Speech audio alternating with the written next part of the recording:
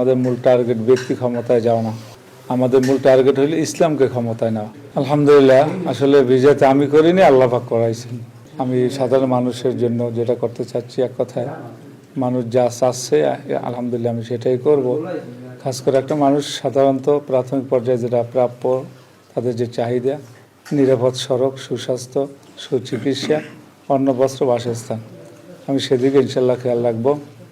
কারণ আমার নির্বাচন আর অন্যান্য দলের নির্বাচন কিন্তু একটা ব্যতিক্রমধর্মী। আমাদের সংগঠনের দায়িত্বশীল সদস্য এরা কিন্তু নিজের পকেটের পয়সা, নিজ গরজে নিজ খরচই তারা কিন্তু এই নির্বাচনটা চালাইছে। আমি কিন্তু তাদের টাকা দিইনি, তারাই নিজ থেকেই তারা টাকা খরচ করে, শ্রম দিয়ে আলহামদুলিল্লাহ ইসলামী আন্দোলনের জন্য, ইসলামের জন্য তারা কাজের আঞ্জাম দিয়েছেন।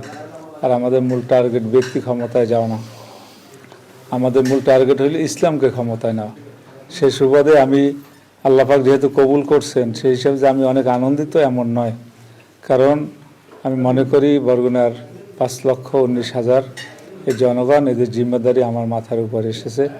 সেক্ষেত্রে আমি অত আনন্দিত না, আমি যেন পারি এই জনগণের চাহিদা পূরণ করতে।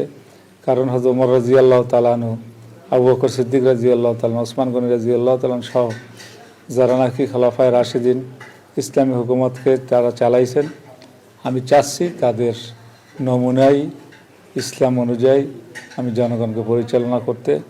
আমি নেতা না, বরং